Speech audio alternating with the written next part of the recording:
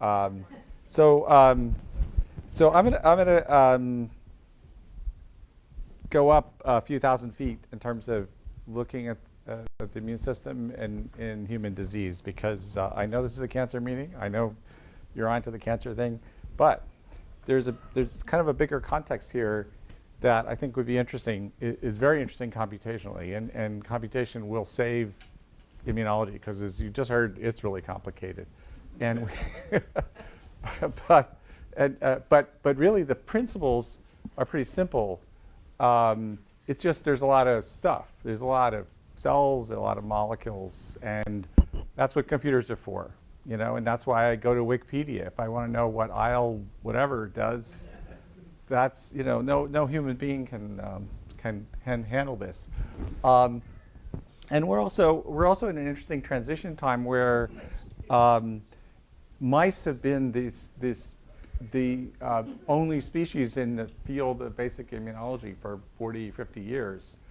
And we're finally getting to be able to do some humans and to get information from humans. And it's not as easy as mice. That's why most immunologists are still very much holding their mice and wanting, wanting to keep doing mice.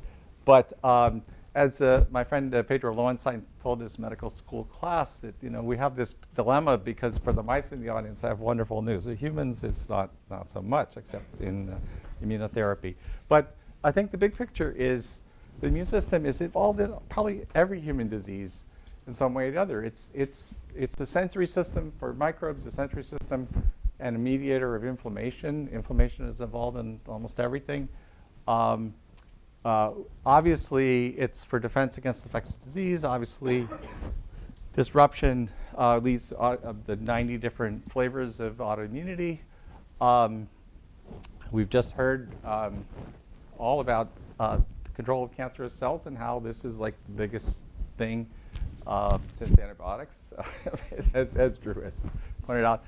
But it's also interesting. I mean, I tell the cardiologists at Stanford that cardiology is a subdiscipline of immunology, and they really should just get with the program and so learn some immunology.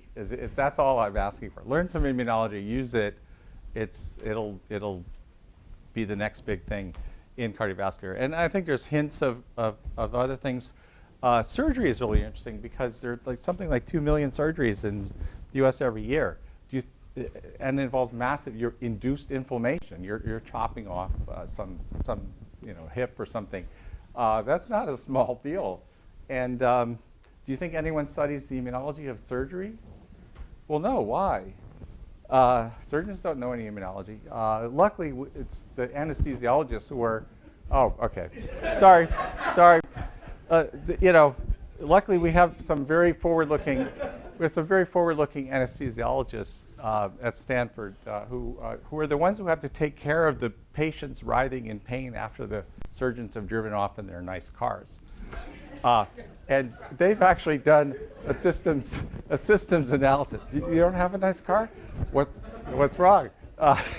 So anyway, there's all kinds of stuff happening there that and what some very bright people, Brice Godelaire especially, is a new faculty in anesthesiology at Stanford, had some really great results showing he could actually predict from immune biomarkers who is going to recover quickly from hip surgery versus who is going to take a really long time, which is also very typical. So there's a whole area here that needs attention, and but that's the other phenomena. I don't know, is now this, I made this slide myself. I want you to marvel at the the graphics talent that had to go into this.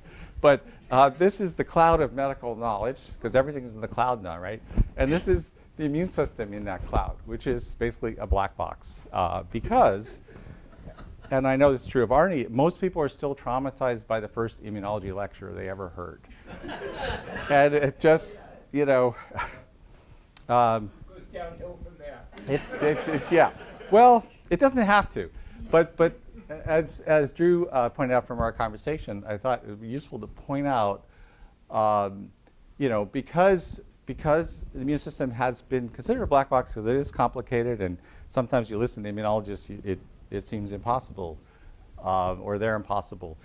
But they're really, considering that how the immune system, basic immunology knowledge has exploded over the last 50 years, it's incredible to think that the only major indices of the immune system that are used in the clinic generally, and not in immunotherapy or anything, but is white blood cell counts in 1915 and complete blood cell counts in 1959. That's basically the Stone Age of immunology. I mean, we're so far beyond that in terms of basic immunology, but this is an indication of the kind of how much this is intruded into consciousness generally. So I think there's a huge opportunity, and computation is going to play a huge role in saying, how do these things play out? And I think I think we've depended too much on mice. Mice have been great. Mice are easy to work on. It's a fantastic system. They're not going away, but humans aren't going away either. And part of how we can deal with the relative lack of success of translating mouse models of disease to humans. I mean, the checkpoint inhibitors is an outlier, is a fantastic set of discoveries that came from mice. But there are hundreds and hundreds of other ways we've cured mice of diseases that haven't translated to people. And there are just basic differences with using, the inbred mouse is an artificial organism in an artificial environment. And they're different, you have to make compromise. Model systems are all about finding something that can help you understand a complex phenomena. But you're always making compromises. You're always simplifying things because that's the only way we can do stuff. But we're now at a point where we can measure a lot of what's important in the immune system. That's why I say it's ideal for a systems approach, because the immune system, there are many components, but at its heart, it's just a bunch of specialized cells that talk to each other with cytokines. Now, there are a lot of specialized cells, there are a lot of cytokines. But again, that's what computers are for, keep those things straight. And also the logic, it's all about defense without doing harm. It doesn't have a lot of really we're not talking about memory here, we're not talking about consciousness, we're talking about defense. Everything you find out about the immune system is about defense or about preventing overreaction that can lead to a problem. So there's a lot here. And the other good news is we can measure cytokines. Because the immune system uses the circulatory system, or Weissman likes to say that the purpose of the heart is to pump lymphocytes around the body, which is true. The red stuff, yeah, we lyse those. We don't care. We don't care about red blood cells at all. So anyway, because the blood is carrying lymphocytes, it's also carrying cytokines. So you can measure a lot about what's happening in the immune system by a blood sample, which is fantastic for humans because that's what you can get with humans in most cases. You can't, if you're interested in how the brain works, getting a core sample of a healthy human brain, not going to happen. Really, no one's going to volunteer for that. But anyone can give a blood sample, and you can get blood samples from almost anyone sick or healthy or whatever, and there's a reflection of the immune system. It's not the same as what you would find in a spleen or a lymph node or something like that, but it's a reflection of what's happening. And particularly, what we've made use of is a great discovery that if you give some sort of immune stimulation, then a week or a little later, specific immune cells will be out in the blood because they proliferated in some particular tissue compartment, and then they'll be running around to distribute themselves around the body. So there's some great things there. Interestingly, so a lot of what I'll talk about and other people working on the immune system is using blood samples. Interestingly, another disciplinary, no one works on blood in mice. It's just there's not a lot of it, and so anyway, and the advantages I used to until it was too horrifying. I used to have a picture of Donald Trump with the caption, "What's good about people?" This was years ago, and now I just you just can't do it. It's just too horrible. But what's good about people as an experimental subject is that there are all these perturbations. And again, for a systems approach, what do you need? You need to be able to measure the important components of a system, and then you need perturbations. Well, I'll tell you, with humans, we've got so many perturbations. Thousands, every vaccine, every disease, every treatment, everything. I mean, I mean, I think that's why the systems approach is a really important strategy for humans, because, and we've needed a strategy. The strategy of waiting until someone does something in a mouse and then seeing if it's happening in humans, you're never going to get a respect in science, for one thing.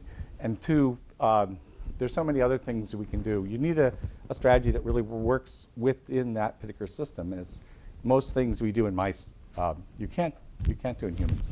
It's illegal or immoral or something.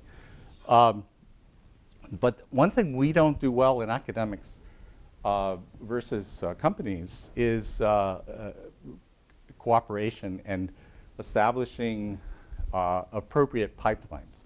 And I think a good example of something radical that happened quite some time ago is the Human Genome Project, which introduced a very radical concept at the time of biology of genome centers, of here is a sort of a semi-industrial thing we want. We want to sequence things. We want to sequence people's genomes, or actually one person's genome. And I remember at the time, Arnie probably remembers this, people were railing against it, saying this is terrible. We can't do big science in biology. It would be wrong. We need to keep the small academic labs. Despite the fact physics has been doing big physics for forever, et cetera, as shown by this institution. Yeah. I mean, they're all, people will make arguments about everything. So what we've done at Stanford the last 10 years is to set up a pipeline. What you would do in a company. The pipeline is to get a lot of information from human beings that are having a perturbation. And the perturbation is flu vaccine mostly, because everyone gets a flu vaccine. So we can look at old people, young people, et cetera. And we do other things, but basically you need a real network and pipeline from the clinic to research questions and people with technologies. But we also needed something unique that we've dealt with, which is a human immune monitoring core facility, which is basically, again, a kind of like the Genome Center for genomes. It's a way in which you can organize and standardize high throughput data gathering from human beings. Because as Ron Davis once memorably said, you shouldn't get a PhD for just doing this all day long in the hood. That should be, that is something that's industrializable, and you should, and so that science people can do the thinking and try to understand stuff. So this is just a schematic of our immune monitoring group. This has been, we started out with 3 people and some private money, and it's brought in hundreds of millions of dollars in grants. It's really needed, and there are over 100 projects at Stanford going on, different clinics. It's also a stealth way to make everyone an immunologist, because what do academics want? They want data, and they don't care how they get it, but they want data, and they're in some specialty, and they have some favorite patients that they're trying to understand. If they can get data about the immune system, they love that. They may not know anything about the immune system, but they'll learn, and we teach them in this center, but it's a way of providing this data and try to infiltrating immunology and getting over the trauma, the psychological trauma that many immunologists have induced by talking about how complicated things are. They're complicated, but if someone else handles it. The scale. So we have put over 1,000 people through a very high intensity thing, and that's part of it. We have David Furman, I think maybe mentioned that when he was here a couple months ago. Yeah. So, but there are also a lot of little projects, a lot of different areas of medicine. But again, it's a one-stop shop. You know, somebody sends the blood or some other clinical sample from their cohort, and data comes back.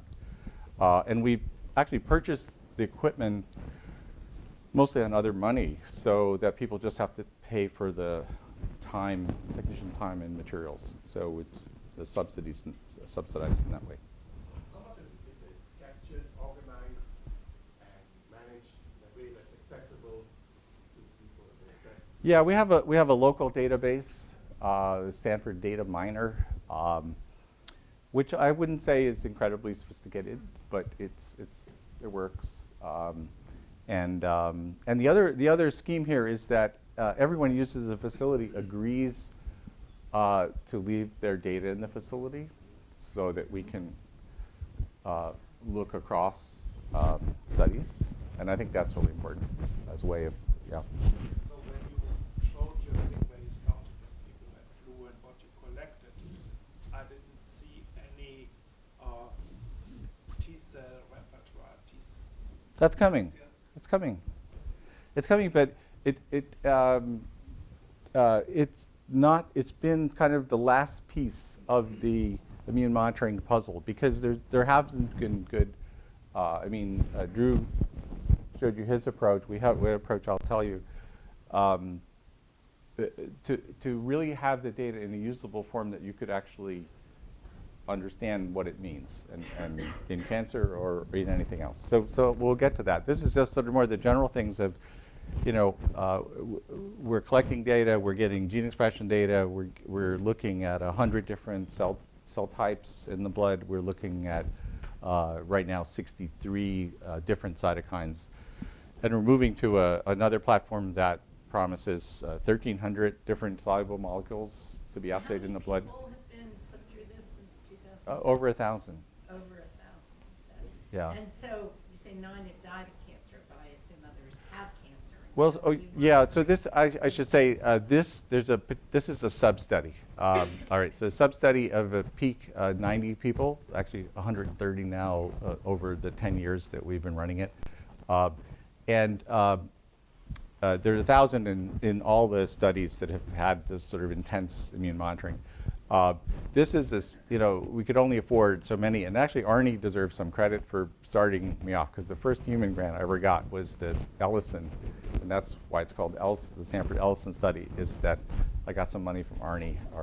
Arnie was chair of the board. And once I got the money, I realized I had to do it. I couldn't just.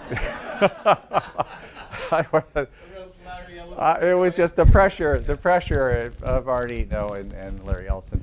Yeah. So anyway, we started off 10 years ago, and then because we had this, it was a very little study, 29 people to start, and then we got NIH money, and we could boost it up to 90 people, and 60 of them were 60 to 90. They were actually in their 80s at that time, but now they're older. Or they've died. 18 have died. I predict all of them will die, but and we have sample. We have a tremendous amount of immunological data, often just a year before they passed away. So part of this is just to say, could we find biomarkers for? Most of them died either of cancer or heart disease, of course, you know, and that's a small number, but it could be.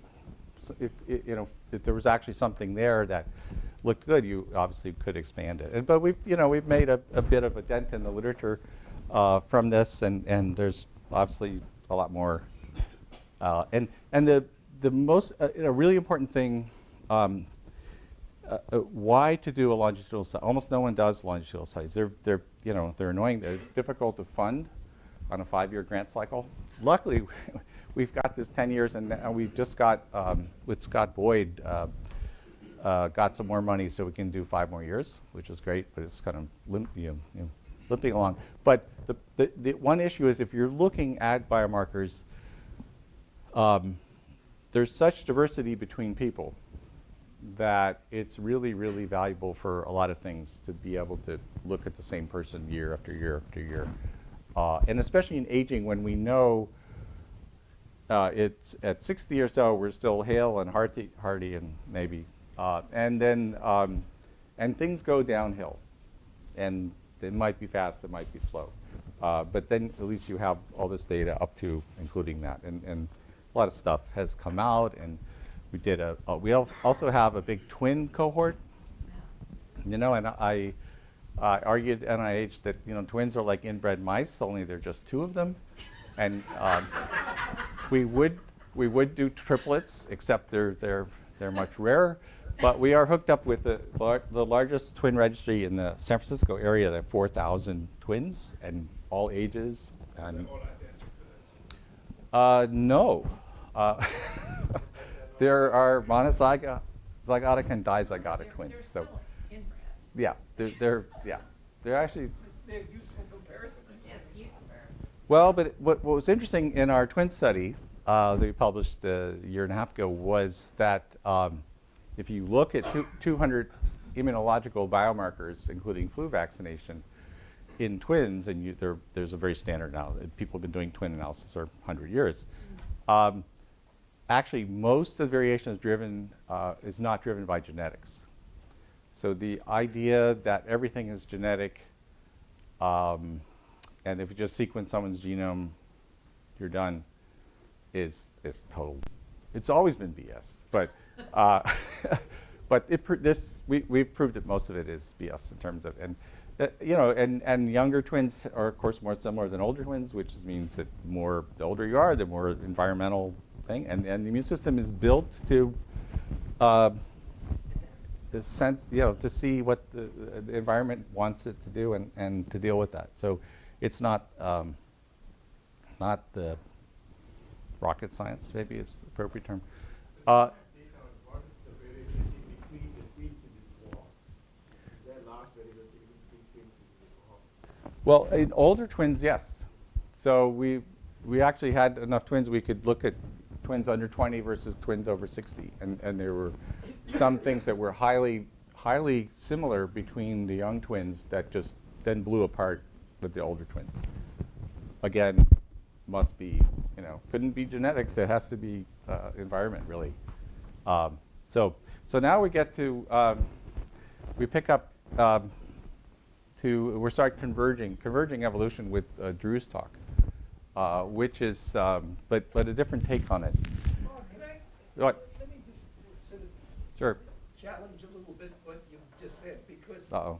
with age, clearly there are a series of mutations which get into the hematopoietic system, which literally change in an individual. They're stochastic, and they literally change, but especially the epigenetic ones. And Yeah. the data coming through now on myeloid mutations and what it could mean is really quite striking, because there's something in the neighborhood of 7 out of every 10 people over the age of 70, 75 have epigenetic mutations in myeloid.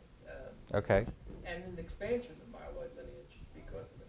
So there is also a somatic, now that's environmental as well. Right. By the way, Is it radiation epigenetic or exposure is a variable. is it epigenetic or is it genetic? No, it's genetic in the sense that it's a mutation. There is a mutation. For instance, Okay. DNA methyltransferase 1. Okay. right?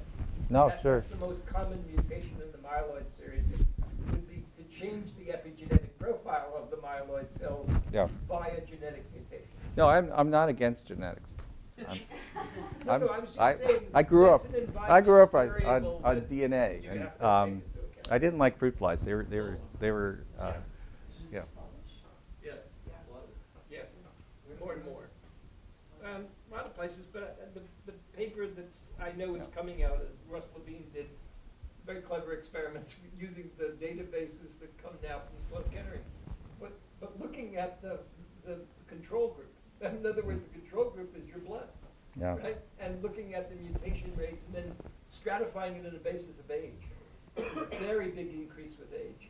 Yeah. And then there's some variables like environmental variables, radiation exposure, things Sure. like that, which are What proportion of myeloid cells are? well, You don't need many to do some damage, and it's there- also a theory of what's happening autoimmunity. is if you have a DNA methyltransferase mutation, it is changing the lineage, and the lineage in this case is expanding.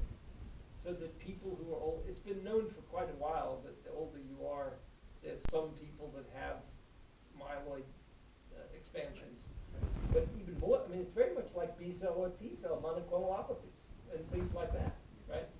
They may be precursors to cancer, in fact, but whatever they are, they're in the normal population in surprisingly high numbers. Yeah, and it's, well, I mean, it's also consistent with increases. I mean, one theory, though there really isn't any evidence for it, but I believe it could be true, is that for autoimmunity, why autoimmunity becomes quite more common in older people is that you're mutating some immune cells that are losing losing the controls that the immune system is typically built in. I think the point here is that this Yeah. can help explain why the immune system may decline or change with time. It could be a whole other dimension. I think that has a lot of potential. So, but let's talk about T cell receptors here, and this is a little different than what in Drew's approach. We take a holistic attitude towards T cell receptors, in that we think that you need both alpha and beta chains, and that's the way you can understand specificity as well as repertoire. Well, okay, I didn't like that. No, we don't care. Skip this version. What have we done? Okay. Where are we? Oh, wow. Okay, we're back here. So, Arnold Hahn, when he was in my lab, he's now a new faculty at Columbia, did a very clever thing, which is he developed a very simple assay to get both alpha and beta chain TCR sequences from single T cells. And the background of this is before adaptive, before some of the sequencing technology, the only way you could understand T cell specificity in the context of a disease was to basically grow T cells out of the disease like a tumor. So all the melanoma work originally, why we know several of the antigens like MART1 in melanoma is goes back 15 years ago, where people like Phil Greenberg, Cassini developed methods for growing T cells out of the tumor, and then you could study their specificity and define the specificity. But the problem with that is, one, it's slow, tedious, but more importantly, what grows out is what you work on. You have no idea what you started with, and you don't know the phenotype. Any kind of expansion of a T cell. And it was very striking in work we did with Cassini a long time ago, which is that there was a woman who had a clonal expansion, a large expansion. 2% of her CD8 T cells were specific for a tyrosinase peptide, and yet the T cells were very non-functional, and yet he could grow functional T cells out of her tissue. So what you got when you grow stuff out was not representative of what the situation was directly ex vivo. So I've always thought, well, we gotta go directly into a disease situation, get the T cells out, and then not let them mess around. But just in this case, we're just taking their T cell receptors out. We want to study specificity. We're just immediately PCRing up their T cell receptors and sequencing those. And it's a simple method. We're sorting using a cell sorter to sort individual T cells, sometimes selected for activation markers or something, and then lysing them and directly amplifying both chains of a T cell receptor and also some phenotypic markers to say what flavor of T cell that was, and barcoding everything that came from one well, and then you can combine all of the amplicons from 500 or 1,000 cells, and then do sequencing using the high throughput methods that are so amazing today. And you can end up looking at both clonal expansion, which is this here, multiple T cells with the same T cell receptor, and they come from different wells, so there was more than one. And then you score for one of various markers that tells us what type of T cell that is. And you don't need thousands of genes to tell what type of T cell it is. You just need it. No, it's just amplifying those specific. We know these are genes that are important for different types of T cells. Sorry? Well, they're expressed. No, the genes are in the this is RNA assays. Right. Yeah, so it's expressed. Though that's no guarantee that the protein is expressed, but it's it's a start. And one of the first things we did with this to both validate the assay and ask some interesting question was to look at TILs, tumor-infiltrating T cells from colon carcinoma, and you could immediately see that, in this case, CD4 cells, but we also did CD8 cells, the same thing. We could see massive clonal expansion in most of those T cells that went into the tumors. So there was, of about 700 sequences, 60 were the same T cell receptor.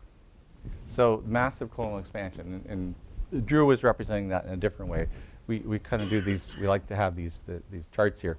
Whereas adjacent colon tissue, we didn't see any or hardly any clonal expansion. So this is interesting because it says this is almost a degree of how excited, an index of how excited the T cells were to be in that tumor. It's not that 60 cells with an identical T cell receptor sequence in the blood all decided to go to the tumor that day. They must have been one T cell with that receptor got in and was very excited and proliferated, as did many others. Yeah? How does this match up with the TCR hierarchy that you get from the sequencing data on the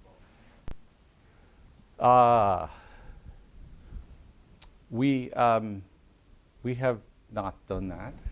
We're kind of trying to be more focused and try to find antigens as opposed to some of these other things. I mean, I think there are other reasons we do bulk sequencing, but I think Adaptive has done a great business by supplying bulk sequences to all and sundry who are willing to pay large sums of money. We're kind of a smaller shop, and we also really wanted to understand specificity. And another difference is, well, we'll go into it, but another difference is that this is a more general way to understand the specificity of T cells in a tumor. It's not dependent on the neoantigen paradigm. What Drew is describing was built around neoantigen specificity. Not that he isn't interested in some of their specificities, but yeah, it's a great question. Very well, and that's what I'll show you as much as anything how general this is as a tool to understand T cell activity and to focus on the T cells that are most important that are most excited about the activity, good or bad. So in infection and in autoimmunity, particularly, and in cancer, that this is a signature of activity and also a way to capture that activity in a form that you can reproduce and analyze with those T cell receptors and figure out the antigen. And so this is what one way we're going with these colon carcinoma cells with Chris Garcia. And there are basically two ways. There's a classical way in which you can look at T cell specificity when you have an alpha-beta pair, and that is to transfect that into a reporter T cell. You'll see examples of that later on. And then you can try different antigens with that reporter cell. But a new and exciting way that Chris's group developed and published the first shot at this in 2014 is basically making a yeast library.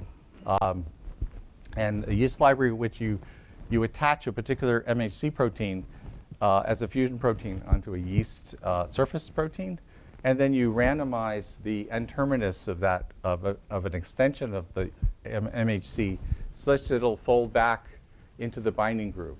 And in that way, originally they had 10 to the 8th different peptides, and now we routinely do 10 to the 9th different peptides. And that's still not quite the ideal in terms of perfect peptide diversity, but it's good enough to get things. And then what you do is you use a soluble form of a particular T cell receptor of interest to capture the particular peptide MHC that that TCR recognizes. Or really, you capture a population, and you get some sequence information from that, and from that you try to predict the ligand, and then you predict actually usually a set of peptides, and then you go back to this method with reporter cells and test those peptides to see, can they really stimulate those cells. Because some of the things you capture here don't stimulate, but most do if it works. And this is just some proof of principle with, we've actually, with Marvin G. and Chris and Arnold Hahn, we've identified a number of shared antigens, novel antigens in colon carcinoma, shared between multiple people with colon carcinoma that share A2, the HLA-A2 specificity. We actually chose people that were homozygous for A2 to try to increase our odds, and we found a bunch of ligands of non-mutated, one neoantigen peptide and several shared peptides that are not mutated. How do you find that way? I mean, I can see how you can verify them because you start with antigen, but this seems to be no way to, I give you a T cell and then you look which antigens will bind to. Well, so that's what we're doing in the yeast library. So we're basically taking the T cell receptor that you don't know what you don't know what the T cell receptor is recognizing, or you do. Then you go through 10 to the 8 or 10 to the Yeah. Then you fish through that library of multiple rounds of enrichment, and then at the end of the day, you gather whatever got enriched, and then and there's an informatics step where you have to basically look at the spectrum of specificity of that T cell receptor, and then use that to search for possible ligands, peptide ligands. So it's sort of complementary to adaptive, where you sort of there you could sort of start with an antigen and test 10 to the I don't know how many T cells. Right, but you have to know what, and if you have, in terms of the methodology that Drew described, yes, you're sequencing the tumor and then you're looking for mutated peptides. But I would emphasize that this method can find ligands that are both conserved and not mutated versus ones that are mutated. So that's important. Particularly, I mean, we look at bananas because you can define them relatively easily. You are going to start looking at cancer tests, some candidates, but this is an agnostic way when you find a shared T cell receptor. So two questions. One is, so did you say that one of these three is actually a mutation, but is it shared? No. It's not shared, but okay. So that. But we haven't done that many patients. I mean, I think I'll mention another approach that we're doing from just the sequence data that could be looked at. I mean, as you point out, it's a lot easier to do on many patients, so it's not too surprising. But I think there's another way to do that. So in the case of shared, are the both alpha and beta chains seen in multiple patients that were A2 positive? Well, actually, in one of the cases, the alpha chain was identical and the beta chain was similar. But there are other ways. I mean, I'll also talk about our informatic way to look at shared specificities. It's much more powerful than whether your alpha chain is the same or whether anything that obvious is happening. And then I think, not to catch up on the hour that we're missing, but to quickly go through how we've used this in other situations, and particularly in celiac disease. Arnold also did a really interesting experiment, which won't seem obviously meaningful right away, but will become so, which is that if you have celiac patients which have been on a gluten-free diet, and you induce them or encourage them to eat bread and get some gluten, then 6 days later it was observed that gluten-specific CD4 T cells using a tetramer assay come out in the blood in fair numbers, and then they go away. Just as if you vaccinated with flu, you'd see the same sort of coming out and then going away. And what was surprising and interesting was, at the same time, we saw a bolus of CD8 cells and gamma delta T cells coming out with the same kinetics, if anything more striking, suggesting that there's a real set of different flavors of T cells coming flying in formation as a result of this induction of a mild form of celiac disease in these patients. So, I mean, typically, because I should have mentioned that, like many autoimmune diseases, celiac has a very strong class II allele association. And you find that in MS, you find that in rheumatoid arthritis. And so that's made people focus a lot on the CD4 T cells because they depend on class II, and to kind of ignore the CD8 cells because there was no obvious CD8 cell HLA class II association. And gamma delta cells, nobody knows what they do, but there they are. They're there, and they're doing something. And also, these sequences are oligoclonal. We've sequenced T cell receptors. We've actually made reporter cells of their heterodimers.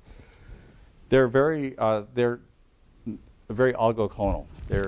And their sequences shared between patients. So we think there's some just general cooperativity between these T cell subsets seeing some specific things. We don't think the CD8 cells and the gamma deltas are seeing gluten. We think they're seeing something else. And anyway, that's a story that's ongoing in the lab. But this just shows some oligoclonality.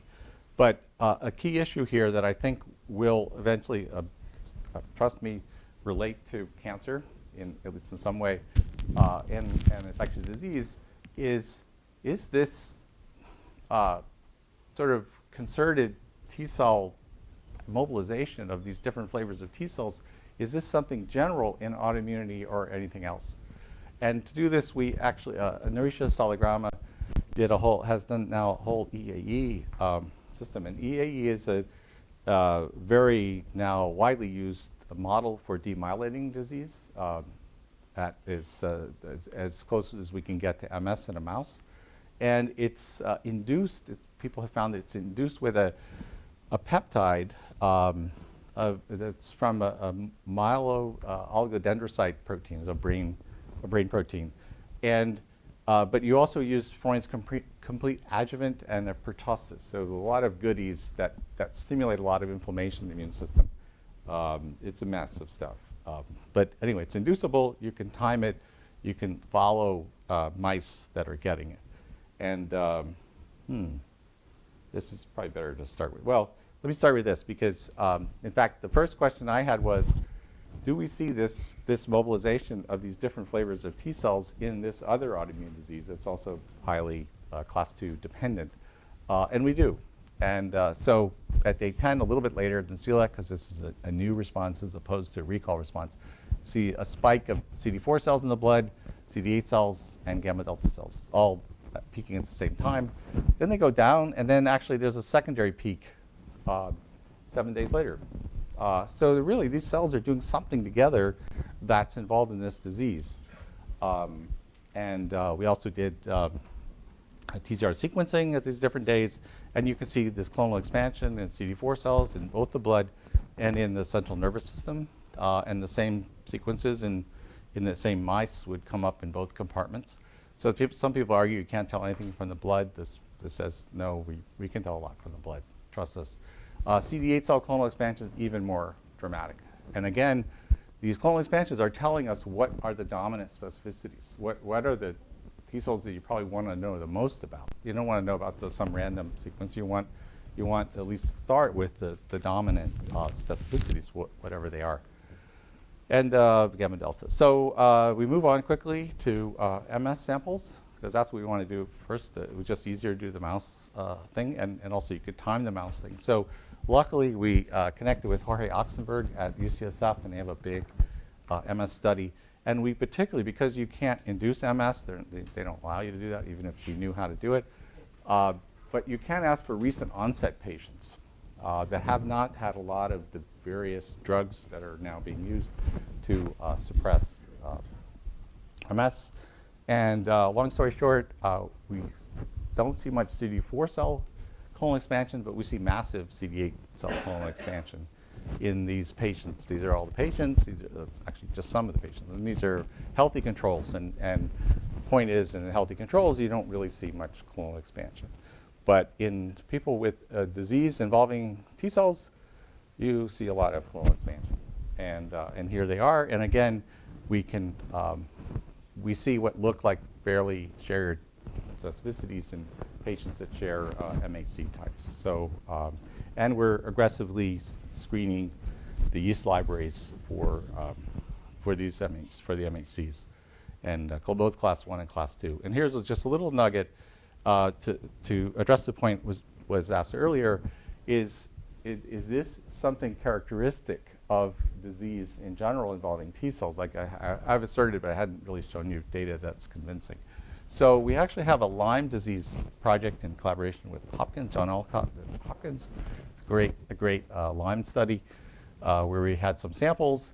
And these are CD8 cell clonal expansions in patients that have just gotten the tick bite and come into the clinic with a characteristic bullseye that Drew was sporting not so long ago.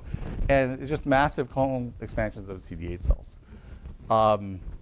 And I showed you this is some of the MS data, massive clonal expansion. This is something that really kills us, which is we've recently been working with Jose Montoya, who's a big chronic fatigue study. And chronic fatigue is this huge disease nobody knows anything about, but it's incredibly debilitating. And there's no known T cell involvement or autoimmune involvement or pathogen involvement. And yet, there's, so we are, of course, have gotten these T cell receptors. We are screening these libraries. We have a hit. I don't know what it is exactly, but it's going to be interesting. And the hope is you can identify the pathogen. If they're pathogen specific, what is the pathogen in chronic fatigue? So anyway, so I think this is actually a really kind of unexpectedly general way of looking at T cell responses, and then actually doing something about it. You're not just sitting there with sequences. You're actually then able to get the antigen. You're then able to understand something about the disease, whether it's cancer, whether it's chronic fatigue. And lastly, the Even if it's not clear which tissue, like in chronic fatigue, they don't know which tissues are involved, right? Or do that? well, there's some MRI that indicates some brain alterations, and the phenotype is such that probably there's something going on in terms of brain targeting. But again, we'll know what the targets are. Yeah. Because we Very think cool. we'll get both pathogen peptides identified and self peptides identified. So there's tremendously good stuff that could happen there. And then, so lastly, I had a graduate student who we developed about 4 or so years ago. I got frustrated with trying to teach immunology to computational people because it was a little difficult. I thought the thing would be nothing personal here, but I thought start them young. So what we need is a PhD program for computational immunology. So we started one. It turned out we could. It's very easy. It's hard to start a whole new program, but just by creating a track within the immunology PhD program for computation and setting up a curriculum worked really well. So our poster child of this program is Jake Glanville, who had actually, he's kind of a ringer because he had worked on antibody repertoire at Pfizer for a number of years after coming out of a computer science degree at Berkeley. And he came to me one day and said, well, I want to be able to understand T cell recognition at the sequence level and the requirements for specificity. And he had a scheme which was to take a whole bunch of different peptide MHC tetramers, pull T cells out of random people, sequence their T cell receptors, and then compare them to say what was different and what was the same within the same specificity group. And for an old molecular biologist, this was kind of amazing because one of the most painful things you can do in molecular biology is site-directed immunogenesis.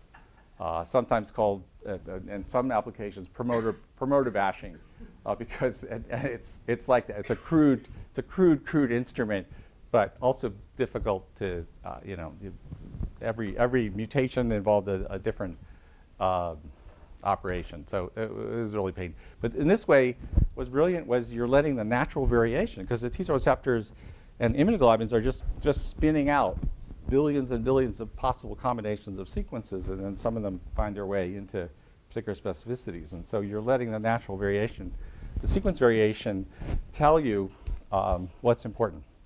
And And what's important became blindingly obvious when you started lining up these sequences and could find conserved trimers or tetramers of sequence in the CDR3 of the beta chain. And even better, where there were structures of TCR peptide MHC available, we could tell immediately that this conserved sequence, these were the contact points of the T cell receptor with a peptide in the MHC groove, which doesn't make sense that they're conserved because that's the most stringent way in which a protein has to interact.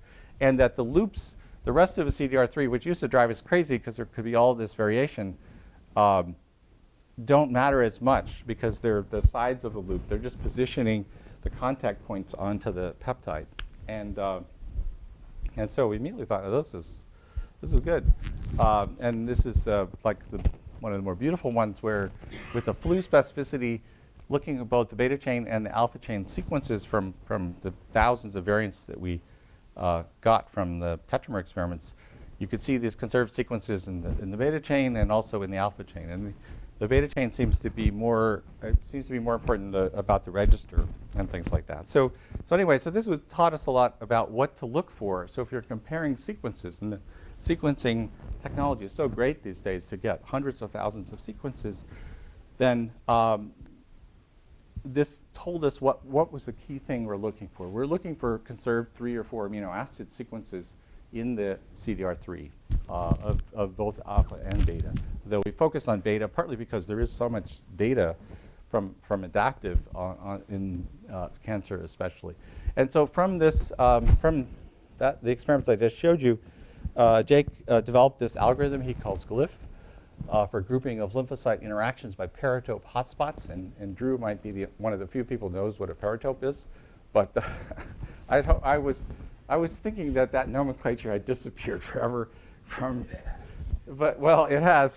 But someone remembered it. Yes, this kid remembers it. So anyway, so why would you do this? Well, of course, you derive motifs, and this is somewhat similar to what Drew was talking about. You can derive motifs, and then if you see that motif in a list of sequences, you can guess that, okay, that person saw that particular specificity or something like that. Probably more importantly, it's a way to find dominant motifs shared by individuals. And here I have to say that if you look just sequence to sequence, it's very rare to find matches between people. You could have identical twins, and you won't find very many matches in terms of absolute sequence matches because of the sloppiness, because you just need these key residues. You don't need the identity in the whole CDR3 region of a T cell receptor for a T cell receptor to see the same peptide MHC. So this is the key thing.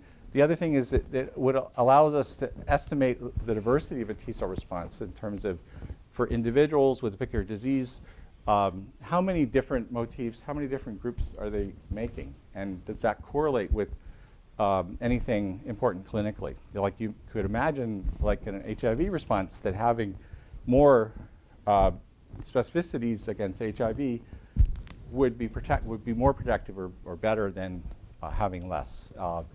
Same with T cell responses in cancer. I would imagine someone has a diversity of different T cell specificities in a given response is going to do better than someone who doesn't. But that remains to be shown. The other thing is that if we can validate this algorithm, then it says we can do a lot with just TCR sequence information alone. That we can just take lists of T cell receptor sequences, glyph them into the groups, and then you automatically simplify the problem. And you can work with those groups and then just say, okay, this person is making these 100 specificities, this person is making 10. And you don't have to know what the specificities are, but you can just know that they're different and they're these distinct groups. Now, of course, in a lot of cases, you want to know what the specificities are, but this says you don't really have to. So we tested this in a number of ways. One way was, not showing here, was that we just took all 2,000 and some TCR sequences that we had gotten from 8 tetramers, and we put them all in one pot. And then we glyphed that pot and then said, do we recover the specificities that we know went in there? And the answer is yes. And also, the more sequences we put into the pot, do we get more glyph clusters? And the answer is yes. And at least at the maximum of 2,000, we got almost 30%. We could account for almost 30% of the TCR sequences. There's still a lot of outliers, still a lot of diversity, but it gives us hope that the more sequences we put into the pot, the more specificity groups will emerge, and that would be a good thing in terms of understanding the responses in a population, especially. But the main way we tested this was with a whole other set of experiments involving CD4 cells. Most of the glyph was developed on CD8 cells. So we wanted to see if it worked on CD4 cells.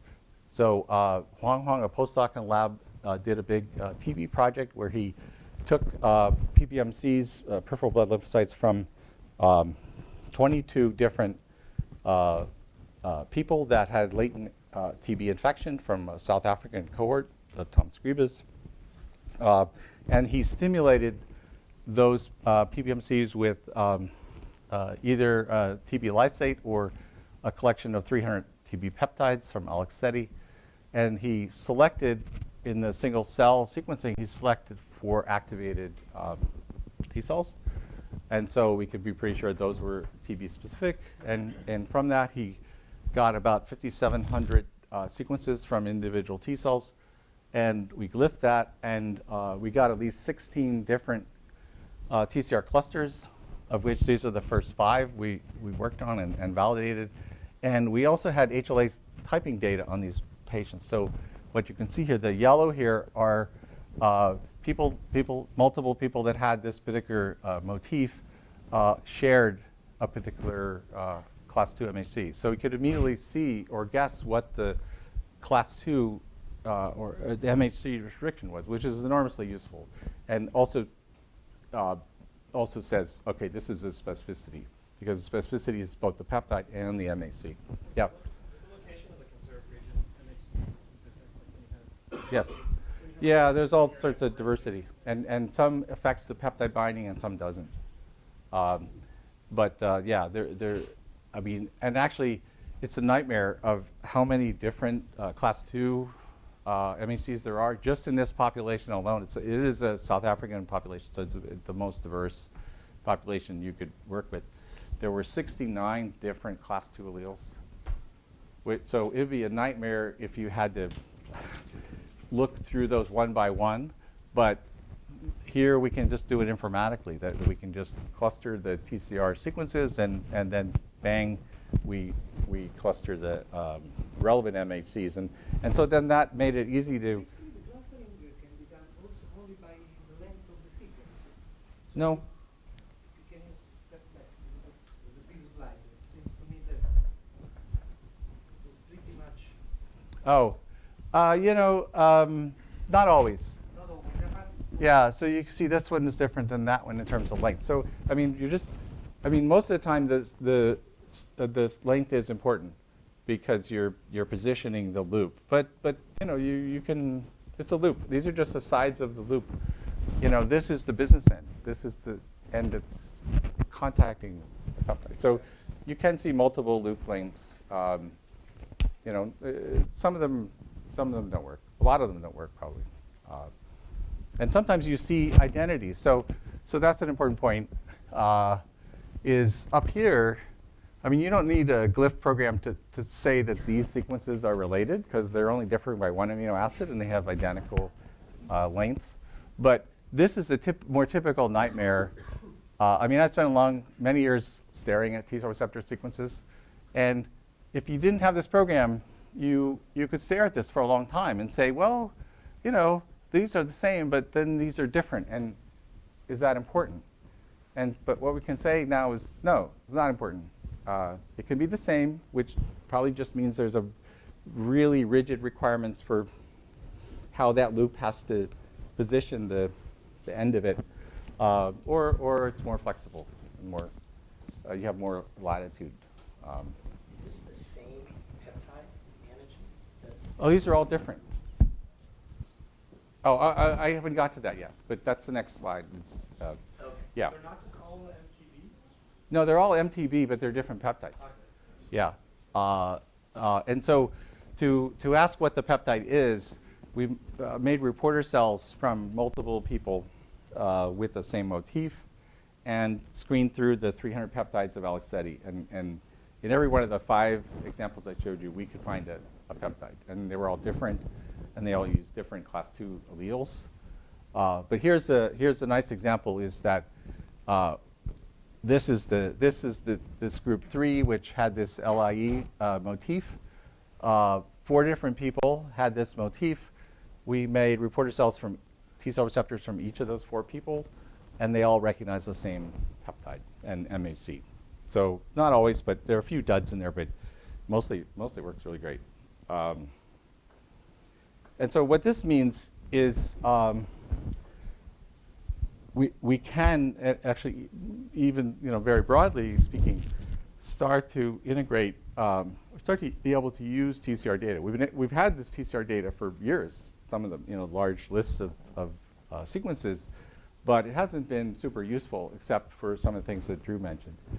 But this means with the ability to group these sequences and sort of simplify the ways in which you can think about specificities, it really makes sense to make disease-specific TCR-ome collections. Or I'm now thinking like a TCR bank with different accounts for each disease. There'll be a different sequence account.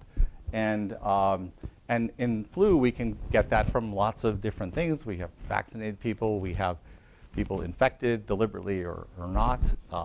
We have different flavors of vaccine. As long as you can, this is something Ron Germain criticized for me recently. It said, well, you have to specify, it has to be a particular response. You can't just, say, for instance, you could get a lot of sequences from random peripheral blood T cells, but you would just drown in that data. It'd be difficult to analyze, and once you had, even if you could analyze all of the sequences, it'd be a mess. But if you have a focal point, like a disease, and you have a way of enriching for T cells involved in that disease, it doesn't have to be perfect enrichment, but it has to be, reasonably helpful. Then you're good, and you could start to build these databases. And the more sequences you have, the more information you'd have in the database, the more you could interpret any one individual's T cell response. Now, if they have a completely bizarre MHC type, no. But if they have any of the more typical ones, you can quickly build up the database to be, I think, really useful. And we are working through the Parker Foundation. We are working with people that are part of the consortium here, particularly Tony Rebus and Chantal Bernatchez and Jen Warber, who have a lot of melanoma TIL cell sequence data. And particularly, Tony gave us 270,000 TCR sequences from TIL cells from 25 patients, half of who had been treated with anti-PD-1. And so we're glyphing that data, and hopefully, I think with this is a massive number of sequences, we can start to define what's shared, what's not shared. Particularly, it'd be interesting for I imagine for neoantigen-specific TCRs, you're going to find a lot of related sequences, but they're not going to be shared with other patients. Even though other patients have the same MHC type, they're going to be unique. It's probably not going to be 100%, but it could be a real indicator. We'll have to find out if it's a really good indicator of a neoantigen versus a shared antigen. Shared antigens obviously will be easy relatively. So what are we going to do? We're going to define the major sequence clusters. What's the effect of checkpoint therapy? Can we predict responsiveness? Known versus unknown specificity. Since so much work has been done in melanoma, we already have a motif for MART1. There might be more than one. Actually, in some of the tetramer experiments, we could see an average of 5 different TCR motifs for each peptide MHC. So definitely there's different solutions. T-cell receptors can have different solutions for the same ligand. So that adds a little something extra. And then once you define, say, all of the I'll speak in the grandest terms of, if you could define all the TCR motifs that might come up in melanoma, you could look through the blood with a great deal of sensitivity. You're not going to do single cell TCR sequencing on 1 million blood T cells, but you could do sequencing on 1 million cells and say, do you see any of what would be the known TCR motifs in melanoma in patients and not in healthy controls? And could that be an early warning for cancer, for something going on? Of course, that's one of the huge questions in cancer. How can we get a diagnosis that would be could happen much earlier and therefore be more effective? And then, of course, this is melanoma. Everyone's working on melanoma. We think, there are all these other cancers that we don't know anything about what antigens they're recognizing. And I think in terms of understanding what's really the relationship between the immune system and cancer and in these different cancers. I think there's some sort of broad questions that you could ask there.